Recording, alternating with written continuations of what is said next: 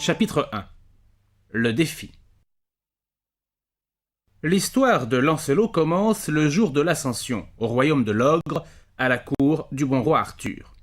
Ce jour-là, le roi Arthur a réuni toute sa cour. Il y a son épouse, la reine Guenièvre, il y a Gauvin, son neveu, c'est un homme fidèle et sage. Il y a le sénéchal, queux, courageux et fier. Enfin, il y a beaucoup de belles dames et de beaux chevaliers. Tout le monde mange et parle agréablement. Tout à coup, un homme entre dans la salle. Il est armé, il ne salue pas, il vient devant le roi. « Roi Arthur, Dit-il, je suis Méléagant, prince du royaume de Gore. J'ai dans mes prisons beaucoup de gens du pays de l'Ogre, des chevaliers, des dames, des jeunes filles. Je peux les libérer. comment? Je t'écoute. Donne la reine au plus brave de tes chevaliers. Dans le bois, je me battrai contre ce chevalier. Si le chevalier gagne, je te rendrai la reine et je libérerai tous les prisonniers. Sinon, la reine sera à moi. » Méléagant jette un regard terrible au roi et sort. Toute la cour est agitée, le sénéchal queux est en colère. « Majesté, je suis un serviteur loyal et fidèle, mais maintenant je veux vous laisser. » Dit-il. Me laisser? Mais pourquoi donc? N'insistez pas, je veux quitter le royaume de l'Ogre. La reine Guenièvre se met à genoux. Elle implore le sénéchal. Pourquoi cette brusque décision? Restez, nous avons besoin de vous à la cour. Je resterai, mais à une condition. Dit le sénéchal. Laquelle? Le roi doit accepter sans réserve ce que je vais demander. C'est accordé, dit le roi. Alors que se tourne vers le roi. Majesté, je suis fort et courageux. Je veux partir avec la reine. Je veux me battre contre le prince Méléagant. Je veux délivrer tous les prisonniers du royaume de Gore. Le roi a promis, il doit tenir sa promesse. Dame, dit-il tristement à la reine, j'ai donné ma parole. Bien vite, on arme le sénéchal et on apporte un magnifique cheval pour la reine. Elle est triste, tout le monde se lamente, mais elle doit partir avec queux. Gauvin dit alors au roi. Sire, je vous demande la permission de les suivre. Et Gauvin part derrière la reine et queux.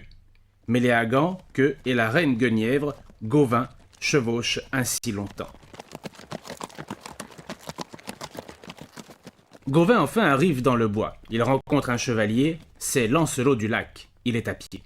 Sire, je me suis battu contre Méléagant. J'ai perdu mon cheval. Je dois retrouver la reine. Je n'ai que mon cheval, et moi aussi je cherche la reine. Mais un nain vient vers eux, il conduit une charrette. Si vous n'avez pas de cheval, montez dans ma charrette, propose le nain au chevalier. Lancelot hésite. Les criminels, les bandits, montent dans la charrette pour aller au supplice. S'il monte, tout le monde se moquera de lui. Il sera déshonoré. Mais il aime la reine Guenièvre. S'il ne monte pas, il ne la retrouvera pas. J'accepte, Dit-il au nain. Ils avancent encore, plus profondément dans le bois. Tout à coup, ils voient un cheval sans cavalier. c'est le cheval de queue. Crie Gauvin.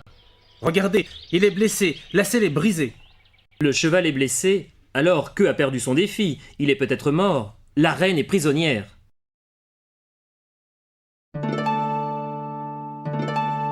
Chapitre 2. La promesse d'une damoiselle. Au crépuscule, ils arrivent à un château imposant et magnifique. Le pont-levis est abaissé, tout le monde interroge le nain.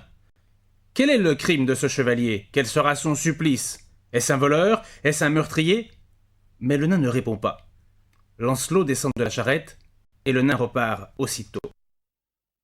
Lancelot et Gauvin entrent dans le château. Des damoiselles et des jeunes gens les accueillent. On les désarme, on les conduit à table pour le souper. Puis on leur montre leur chambre. Le lendemain matin, Lancelot et Gauvin se mettent à la fenêtre de la tour. Tout à coup, Gauvin pousse un cri. Regardez, là-bas, dans les prés, au loin. Je vois un chevalier. Il est sur une civière, il est blessé. C'est queue. Et là-bas, c'est la reine Guenièvre, regardez. Oui, je vois aussi Méléagant. Il traîne la reine. Elle se désespère. Partons. Vite, les deux chevaliers demandent leurs armes. On donne un cheval à Lancelot. Il galope longtemps dans la forêt, mais il ne rattrape pas la reine. À un carrefour, il rencontre une jeune fille. Avez-vous vu passer un cortège avec un homme blessé et une femme en pleurs? Oui, Dans quelle direction vont-ils? vers le royaume de Gore. Mais il faut du courage pour entrer dans ce pays. On ne sort pas du royaume de Gore. Les étrangers sont prisonniers. Damoiselle, où se trouve le royaume de Gore? Quel chemin y conduit? Il y a seulement 2 passages terribles et dangereux. Le premier s'appelle le pont immergé. C'est un pont étroit et il se trouve sous l'eau. Il est impossible de passer le pont sous l'eau. Et l'autre? L'autre est encore plus dangereux. C'est le pont de l'épée. Il est tranchant comme une épée. Il est impossible de traverser le pont de l'épée. Damoiselle, indiquez-nous le chemin. Le chemin de droite conduit au pont sous l'eau, et le chemin de gauche va au pont de l'épée. Lancelot dit alors à Gauvin. Seigneur, nous devons nous séparer. Je vous laisse le choix. Quel passage préférez-vous? Les 2 passages sont dangereux et difficiles, mais il ne faut pas hésiter. Je choisis le pont sous l'eau. Je m'en vais donc vers le pont de l'épée. Il salue la demoiselle et se sépare. Lancelot pense à la reine Guenièvre. Pour elle, il a renoncé à son honneur. Il est monté dans la charrette. Maintenant, pour elle, il doit traverser ce pont terrible. Il arrive au bord d'une rivière. Sur la rive opposée, il y a un garde armé avec une demoiselle. « Chevalier !» crie le garde. « Je t'interdis de passer cette rivière. » Mais Lancelot n'entend pas. Son cheval a soif, il galope vers l'eau. « Chevalier !» crie le garde. « Arrête-toi ou je t'attaque. » Mais Lancelot n'entend pas. Le cheval se jette dans l'eau et commence à boire avidement. Le garde met son cheval au galop. Il frappe Lancelot et le jette dans l'eau. Voilà Lancelot sorti de ses rêves. « Mais pourquoi m'attaques-tu? Qu'ai-je fait de mal? » demande-t-il. « Je t'ai interdit de passer et tu n'as pas obéi. »« Mais je n'ai pas entendu. » »« Remonte sur ton cheval, arme-toi. Nous nous battrons pour décider qui a raison. » Lancelot remonte à cheval. Il prend son écu et sa lance. Alors, les 2 chevaliers se jettent l'un contre l'autre. Le garde frappe Lancelot brutalement. Sa lance se casse. Lancelot fait tomber son adversaire. Les 2 hommes combattent maintenant dans l'eau, à l'épée. La lutte est terrible. Finalement, Lancelot désarme son adversaire. « Arrêtez !» crie la demoiselle. « Accordez-lui votre grâce !» « Un chevalier ne refuse pas la grâce. Si vous le demandez, je le laisse en vie. » dit Lancelot. Alors, la demoiselle dit à Lancelot. « Je vous remercie, chevalier. Un jour, je vous rendrai ce service. Je vous le promets. »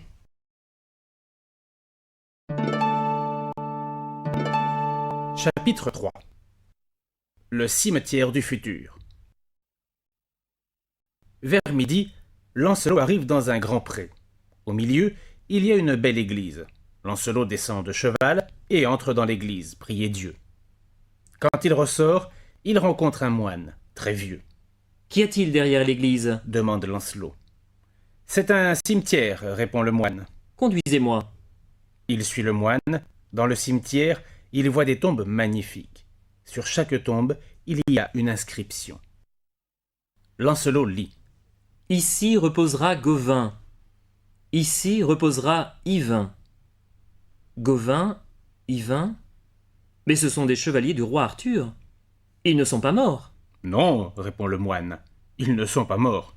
Ce cimetière est le cimetière du futur. Lancelot s'arrête devant une tombe. Elle est encore plus belle, plus luxueuse que les autres. Et cette tombe, pour qui est-elle? C'est la plus belle. À l'intérieur, elle est magnifique. Mais pour voir l'intérieur, il faut soulever cette dalle. C'est impossible, elle est trop lourde. Pour qui est cette tombe? Lisez l'inscription. Lancelot lit. Ici reposera l'homme capable de soulever cette dalle. C'est lui qui délivrera tous les prisonniers du royaume de Gore. Alors, Lancelot saisit la dalle. Il la soulève sans difficulté. « Seigneur, quel est votre nom? De quel pays venez-vous » demande le moine émerveillé. « J'appartiens au royaume de l'Ogre. Mon nom est Lancelot du Lac. » Lancelot remercie le moine et repart. Le moine reste devant l'église. Il raconte l'exploit de Lancelot. Bien vite, la nouvelle se répand. C'est une grande joie pour tous les gens de l'ogre. « Il est venu, il va délivrer la reine, dit-on. Lancelot nous libérera. » Mais Lancelot n'est pas encore au pont de l'épée. Il est tard, il doit s'arrêter. Un homme à cheval vient vers lui et propose. « Seigneur, la nuit arrive, ma maison est tout près d'ici, je serais heureux de vous recevoir et de vous honorer. » Lancelot accepte. « D'où venez-vous » lui demande son hôte. « Je suis du royaume de l'Ogre. C'est la première fois que je viens dans ce pays. » Pourquoi êtes-vous venu sur les terres du royaume de Gore, beau seigneur? Vous êtes maintenant esclave et exilé. Lancelot, à son tour, interroge. Mais vous, d'où êtes-vous? Nous sommes nous aussi du royaume de l'ogre, mais nous sommes prisonniers, condamnés. On peut entrer au royaume de Gore, mais on ne peut pas sortir, Je sortirai. dit Lancelot. Je sortirai et vous sortirez aussi. Le lendemain, Lancelot s'arme pour repartir. Le fils de son hôte l'attend. Si vous le permettez, je vous accompagne. Je veux vous aider. Lancelot repart avec le jeune homme. Ils traversent une épaisse forêt. Bientôt, ils entendent le bruit d'un fleuve, de plus en plus fort, Je crois que nous y sommes. dit Lancelot. Les deux hommes descendent de cheval et regardent le fleuve. C'est le pont du diable. Murmure le jeune homme.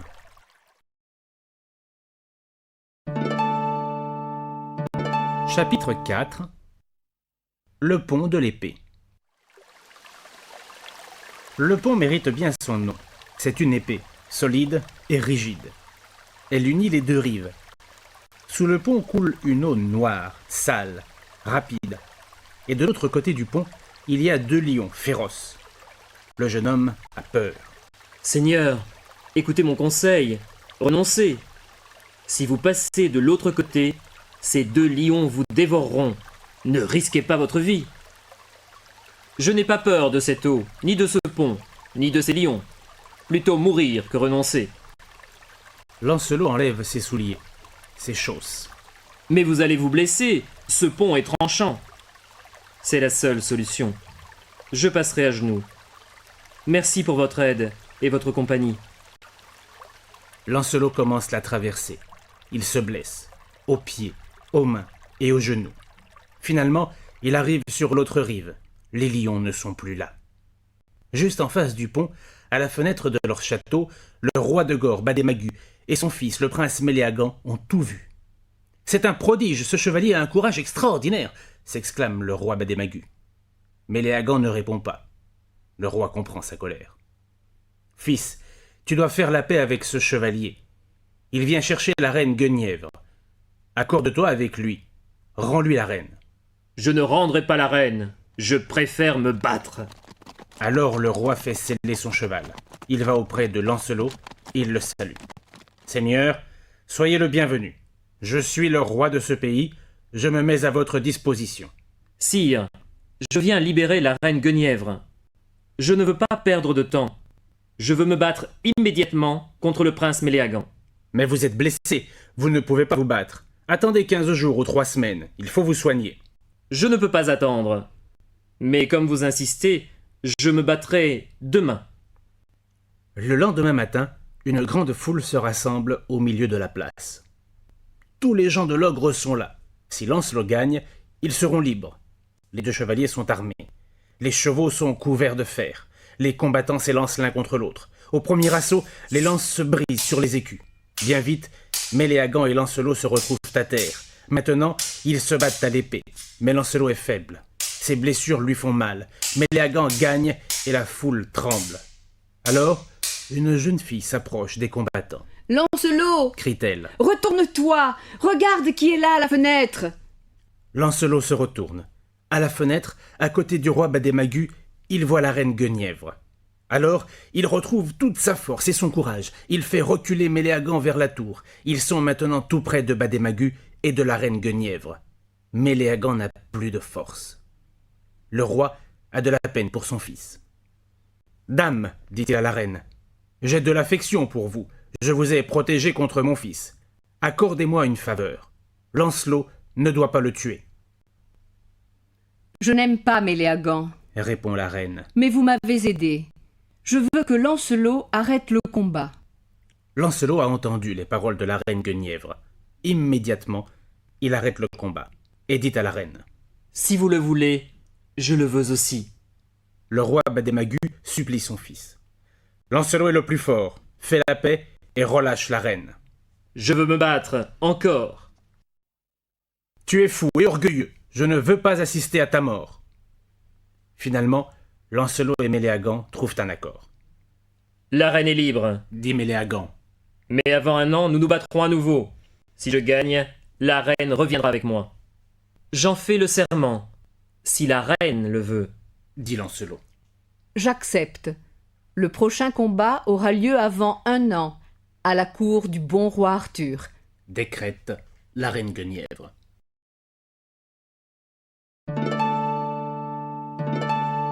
Chapitre 5. La disparition de Lancelot. C'est la joie au royaume de Gore. Tous les étrangers fêtent Lancelot. Vous êtes libre, dit Bademagu. Vous pouvez partir avec la reine, le sénéchal Queue et tous les habitants de l'Ogre. Je vous remercie, Répond Lancelot. mais d'abord, je veux chercher mon compagnon Gauvin. La reine est ici sous ma protection. Partez tranquille. Lancelot part avec quelques hommes vers le pont sous l'eau. Ils galopent plusieurs jours. Finalement, ils arrivent tout près du pont sous l'eau. Mais un nain monté sur un grand cheval vient vers eux. « Qui est Lancelot ?» demande-t-il. « Je suis un ami. » Lancelot avance. « Je suis Lancelot, que veux-tu » ?« Noble chevalier, viens avec moi, je veux te conduire dans un lieu merveilleux. Demande à tes gens de t'attendre, nous reviendrons très vite. » Lancelot part derrière le nain. Ses compagnons l'attendent 1 heure, 2 heures. Mais Lancelot ne revient pas.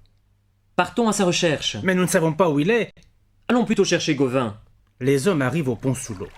Le voilà, regardez, Gauvin est dans l'eau. Il a encore son armure. Il est mort. Avec des branches, les hommes attrapent Gauvin. Ils le couchent sur la rive. Peu à peu, Gauvin ouvre les yeux. Qui êtes-vous ? Avez-vous des nouvelles de la reine Guenièvre ? Nous sommes des compagnons de Lancelot. Il a délivré la reine. Où est la reine ? Où est Lancelot ? La reine nous attend au château du roi Bademagu, mais Lancelot a disparu. Disparu ? Oui, un nain l'a emmené. Que faire ? Rentrons au château. Le roi Bademagu nous aidera à retrouver Lancelot. Au château, la reine est heureuse de revoir Gauvin, mais elle est triste de la disparition de Lancelot. « Je le ferai chercher dans tout mon royaume, promet le roi Bademagu. Mais les recherches restent vaines. Je ne peux pas rester ici. Décide Gauvin. Je veux partir moi aussi à sa recherche. Il prépare ses armes. Mais un jeune homme entre dans la salle. Il salue la reine Guenièvre, le roi Bademagu, Gauvin, Queue. Puis il donne une lettre au roi. Le roi la lit. C'est une lettre de Lancelot. Il est avec le roi Arthur. Il est en bonne santé. Le roi Arthur attend la reine et Queue et Gauvin. Quel bonheur! Dit la reine. Majesté, je vous remercie de votre protection. Demain matin, je partirai avec mes chevaliers à la cour du roi Arthur.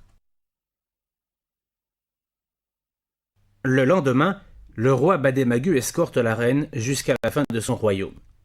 Tout le monde est joyeux et content. Le voyage dure 1 semaine. La reine refuse de se reposer. Elle est pressée de retrouver le roi Arthur et Lancelot.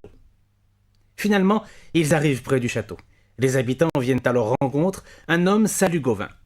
« Bienvenue, messire Gauvin. Vous avez libéré la reine et tous les autres prisonniers. Merci. » Vous me faites trop de compliments. Répond Gauvin. Je ne les mérite pas, c'est Lancelot qui a libéré la reine. Lancelot ? Mais où est-il donc ? Pourquoi n'est-il pas avec vous ? Mais Lancelot est à la cour de notre seigneur, le roi Arthur. Mais non, il n'y est pas. Nous ne savons rien de Lancelot du Lac. Quoi ? Alors cette lettre ? On nous a trompés. La lettre est fausse. C'est Méléagant. Dit la reine Guenièvre. Seul ce méchant prince est capable de cette trahison.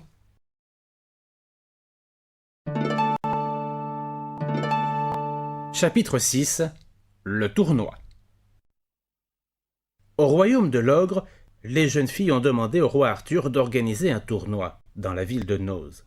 Elles veulent choisir un mari parmi les chevaliers les plus courageux. Le roi fait annoncer le tournoi dans tous les territoires voisins et dans les pays les plus lointains.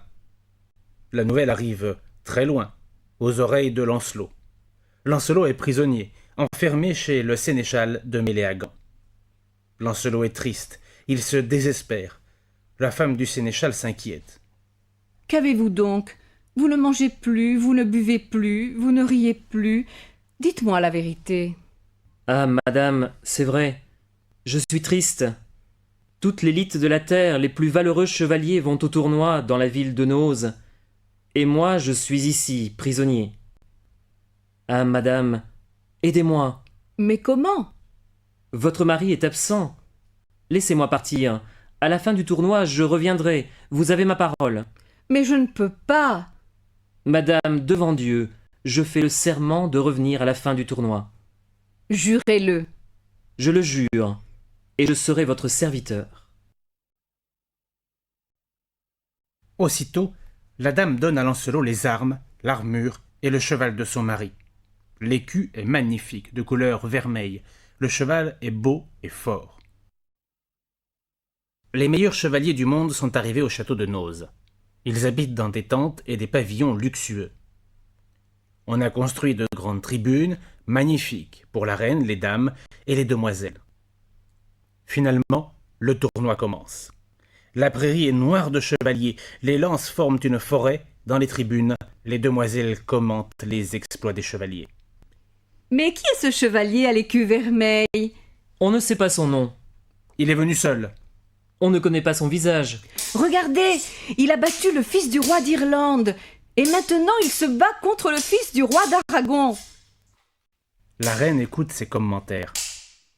Ce chevalier si brave, Pense-t-elle. ce ne peut être que Lancelot. Elle appelle une jeune fille. Damoiselle, allez trouver ce chevalier qui porte un écu vermeil. Dites-lui ces 2 mots de ma part. Au pire. Aussitôt, la jeune fille va vers le mystérieux chevalier. Seigneur, Lui dit-elle à voix basse. Madame la reine vous communique ce message. Au pire. Je ferai selon le bon plaisir de la reine.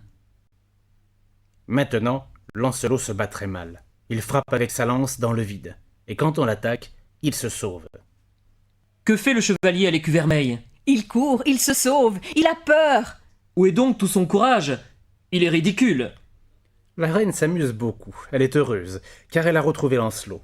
Lui seul peut accepter la honte et le ridicule, par amour pour elle. Le lendemain matin, le tournoi reprend. La reine appelle de nouveau une jeune fille. Allez vite auprès de ce chevalier. Dites-lui que je lui ordonne de se battre au mieux. La jeune fille vient auprès du chevalier et lui dit « Madame la reine vous demande maintenant de vous battre au mieux. J'obéis avec bonheur. » Lancelot redresse la tête de son cheval. Il se lance au galop contre ses jouteurs. L'un après l'autre, il les fait tomber de cheval. Mais lui, il reste toujours en selle. Les dames et les demoiselles ne regardent plus que lui. C'est lui le meilleur, c'est le plus brave. Mais qui est-ce? Comment s'appelle-t-il? Je veux le voir, je veux le connaître. Mais Lancelot est déjà parti. Il retourne à sa prison.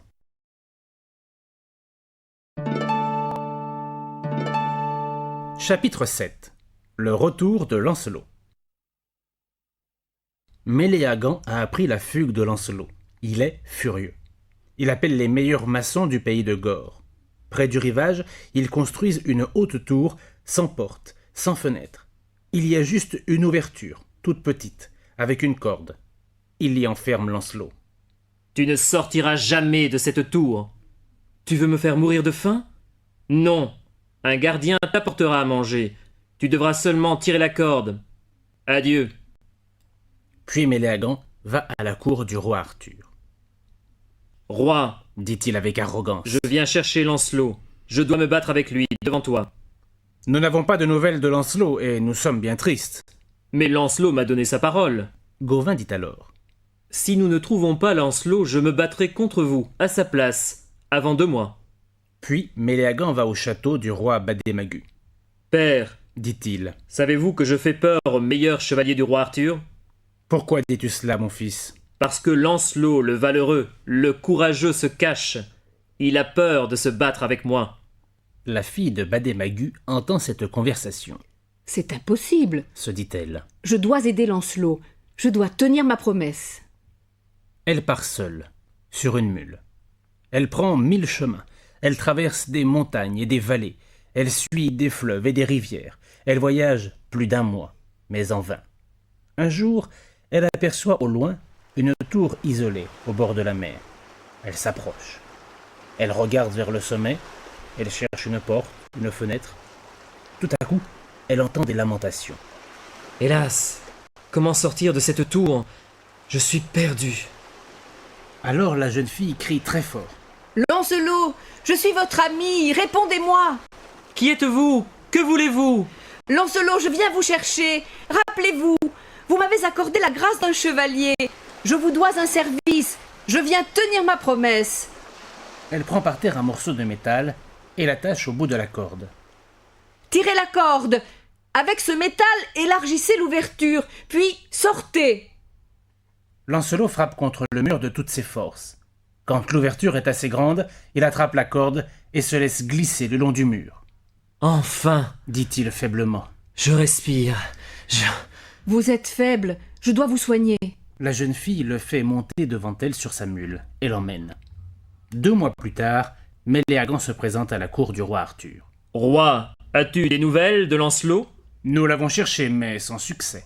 Lancelot m'a promis de se battre avant 1 an. C'est le dernier jour. Je me battrai à sa place. Intervient Gauvin. Préparez mon cheval. Apportez mes armes. Gauvin se retire pour se préparer. Mais un chevalier vient vers lui. C'est Lancelot. Lancelot, d'où venez-vous? Vous êtes vivant, quel bonheur! Lancelot raconte vite toutes ses aventures. Méléagant, ce traître, il est là.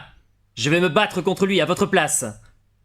Non, Décide Lancelot. c'est moi qui me battrai contre Méléagant, comme convenu. Le combat doit avoir lieu sur une belle prairie, devant le château. Le roi Arthur et la reine Guenièvre sont déjà à la fenêtre pour y assister. Tu es venu te battre contre moi? Demande Lancelot à Méléagant. Eh bien, me voilà.